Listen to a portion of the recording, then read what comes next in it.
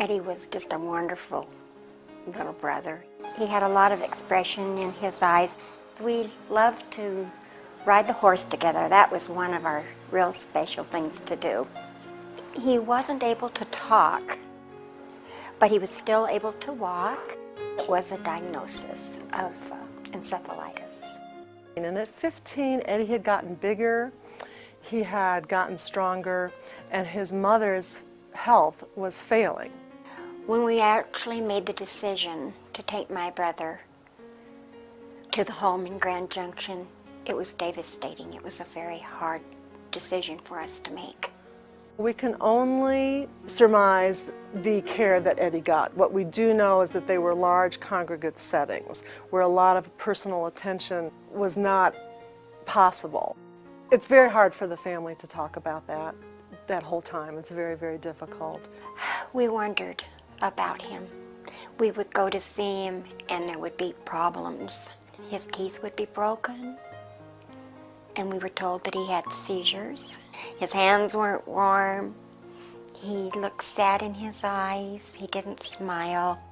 We went from seeing a gentleman who could walk to a gentleman who lost the usage of his legs, had paralysis on one side of his body, and then ultimately had to have a tube inserted for feeding. We as an organization felt it was very important to start looking at other residential options where he might live and get the kind of proper care that he required. It was the most wonderful feeling when Louise asked us to come up here. Such a wonderful change in my brother. His face was rosy, his smile was happy, his eyes were shining, and I touched his hands for the first time and they were so warm. In so many years I hadn't felt that warmth in his hands. The art gives me a lifeline. I have the security and the wonderful feeling that he will be okay, that he will be all right. I can only wonder what the choices that we're making today, with a lack of resources and a long waiting list, how that may impact families and individuals 50 years from now.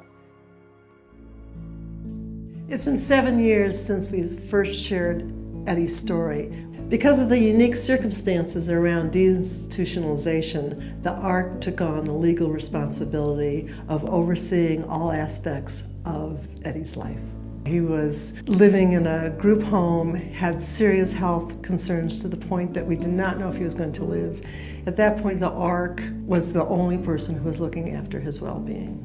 When you look how Eddie's life has changed over the last 25 years since the ARC has gotten involved, he has come a long, long way. He has come from a place where he was sitting around with no activities, no family involvement. Today, Eddie is a vibrant community member with his neighbors knowing who he is, where he is loved and cherished by those who are around him. But most importantly, he is involved with his family. After the ARC was able to reunite Eddie with his sister after a long separation, he now enjoys extended family contact. In fact, he's a great uncle. His involvement with his family, in addition to the fine care that he receives in his home, has truly made his health better than any of us who are growing old with him. The ARC has also made it possible for Eddie to experience many new adventures. Eddie had never traveled before. He had grown up on a farm and then lived in the state institution. Because of the ARC's involvement, we have been able to arrange for a trip to Las Vegas, where he went to many shows. He has been to the Rocky Mountain Easter Seals camp. He has joined art class in his community, and many of his paintings are on display. Eddie is extremely happy now. These are Eddie's golden years, and the ARC is here to help him meet his dreams.